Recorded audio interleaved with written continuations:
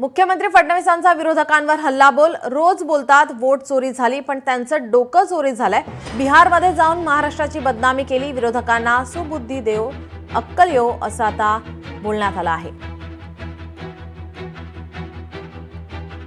तुम्ही या यशाने आनंदी आहात, पण काही लोकांचं अजूनही त्या ठिकाणी समाधान झालेलं नाही.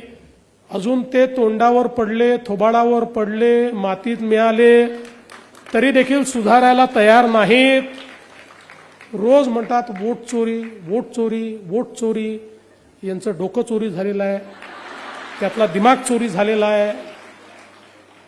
माझी विनंती आहे माझ्या सगळ्या लाडक्या बहिणींना, 25% यांच्याही करता आशीर्वाद मागा की यांना सुबुद्धी येवो, यांच्या डोक्यामध्ये थोडी अक्कल येवो.